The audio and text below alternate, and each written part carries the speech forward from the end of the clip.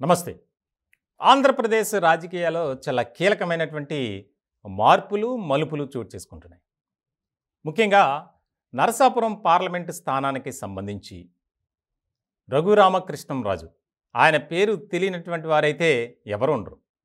చిన్నపిల్లలు సైతం triple R అంటే రఘురామకృష్ణంరాజు అనేటట్లు ఆయన ఒక ప్రత్యేకతను సంపాదించుకున్నారు.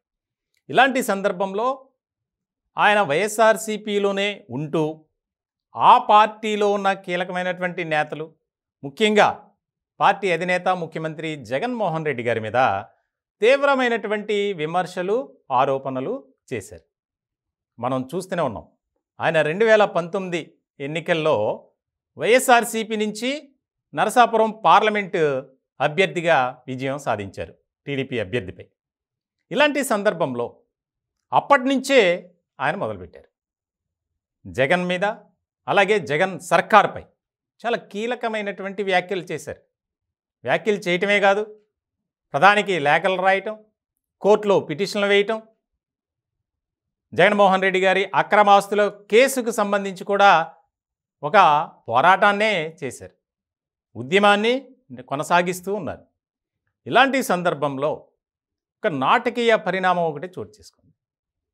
నరసాపురం పార్లమెంటు స్థానానికి భారతీయ జనతా పార్టీ నుంచి ప్రధానంగా వినిపించినటువంటి పేరు ట్రిపుల్ ఆర్ రఘురామకృష్ణంరాజు.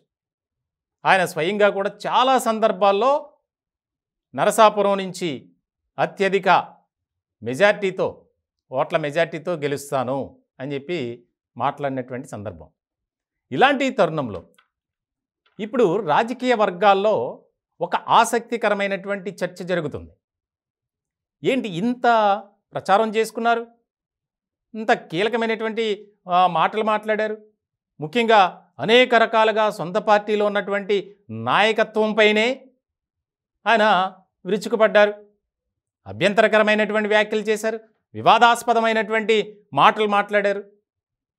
కానీ భారతీయ జనతా పార్టీ రఘురామకృష్ణంరాజుని ఎందుకు పక్కన పెట్టింది అనేది ఇప్పుడు చాలా కీలకంగా మారినటువంటి అంశం. ఇది 2 తెలుగు రాష్ట్రాల్లో ఒక చర్చగా మారిపోయింది. అందరూ భావించారు ఖచ్చితంగా రఘురామకృష్ణంరాజు మళ్ళీ నరసాపురం పార్లమెంటు స్థానం నుంచి కూటమి అభ్యర్థిగా పోటీ చేస్తున్నారు అని. ఇలాంటి సందర్భంలో ఆయన అక్కడ పోటీ చేయకుండా ఉండటానికి ప్రధానమైనటువంటి కారణం ఏంటి అనేది కూడా ఒక చర్చగా మారిపోయింది. రకరకాల అభిప్రాయాలు వ్యక్తపరుస్తున్నారు రాజకీయ విశ్లేషకులు. ముఖ్యంగా ఆయన ఎప్పుడైతే నరసాపురం అభ్యర్థిని ప్రకటించిన తర్వాత మీడియాతో మాట్లాడారు, ఒక వీడియో చేసి దాన్ని రిలీజ్ చేశారు మీడియాకి.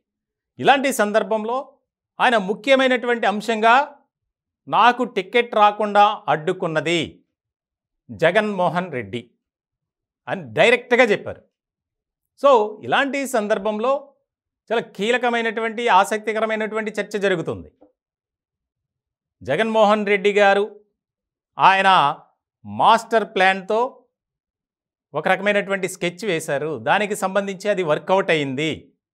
ఎందుకనంటే పార్టీలోనే ఉంటూ పార్టీలో ముఖ్యమైనటువంటి నేతల్ని, ప్రధానంగా వైసీపీ సర్కార్ని విపరీతమైనటువంటి ఇబ్బందులకు గురి చేశారు రఘురామకృష్ణంరాజు అనేది ఆ పార్టీలో ఎవ్వరూ కూడా జీర్ణించుకోలేని పరిస్థితి. ఎందుకంటే సొంత పార్టీలోనే ఒక కుంపటి. ఇలాంటి సందర్భంలో కేంద్రంతో, ముఖ్యంగా భారతీయ జనతా పార్టీ పెద్దలతో రాయబేరం చేసి జగన్మోహన్ రెడ్డి గారు ట్రిపుల్ ఆర్కి టికెట్ రాకుండా చేశారు అనేది ఇప్పుడు ప్రధానమైనటువంటి టాపిక్గా నడుస్తుంది. చాలా కీలకమైనటువంటి పరిణామం ఇది. తాజాగా ఆయన మళ్ళీ మాట్లాడారు. నేను తెలుగుదేశం పార్టీలో ఉంటా, ప్రత్యక్ష రాజకీయాల్లో ఈ సార్వత్రిక ఎన్నికల్లో నేను బరిలో దిగుతున్నా, జగన్మోహన్ రెడ్డి గారు కాసుకోండి అని ఒక ఛాలెంజ్ విసిరారు. ఇటువంటి సందర్భంలో ఆయన రాజకీయ భవితవ్యం ఏంటి, ఏ రకమైనటువంటి విధానంతో ముందుకు వెళ్తారు అనేది ఇక్కడ ముఖ్యమైనటువంటి అంశంగా మారింది. ఇప్పటికే వైఎస్ఆర్సీపీ వర్గాల్లో అసలు దీని మీద ఒక రకమైనటువంటి భిన్నమైనటువంటి చర్చే జరుగుతుంది. అంత హడావిడి చేసి ఆయనకు ఆయనే నేనే అభ్యర్థిని అని ప్రకటించుకున్నటువంటి రఘురామకృష్ణరాజు ఏంటి పరిస్థితి, ఆయనకి ఎందుకు ఇలా అయ్యింది అనే దాని మీద ఆయన కూడా ఎక్కడా కూడా వెనక్కి తగ్గేది లేదు. ఖచ్చితంగా నేను పోటీ చేస్తా, విజయనగరం పార్లమెంటు స్థానంకి సంబంధించి పేరు వినిపిస్తుంది. సో ఇలాంటి క్రమంలో చాలా కీలకమైనటువంటి పరిణామాలు చోటు చేసుకోబోతున్నాయి త్వరలో అనేది కూడా మనకి బాగా అర్థమయ్యే అంశం.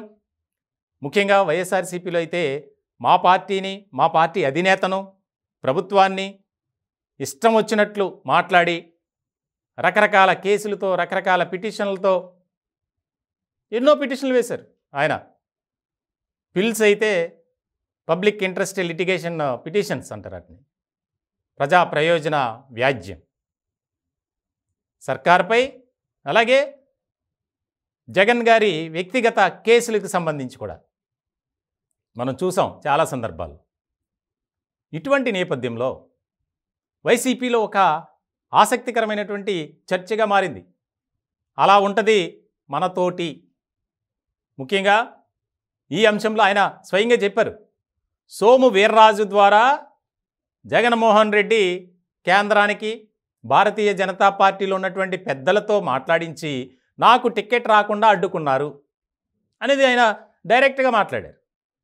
ఇటువంటి సందర్భంలో రానున్న రోజుల్లో ఆయన పొలిటికల్ ఫ్యూచర్ ఏంటి, తెలుగుదేశం పార్టీలో అఫీషియల్గా చేరినా ఏ రకమైనటువంటి ఆయనకి ప్రాధాన్యత ఇస్తారు అనేది కూడా ఇక్కడ కీలకంగా మారినటువంటి అంశం. ఆయన చాలా 2012లో ఆయన పొలిటికల్ ఎంట్రీ అనేది జరిగింది.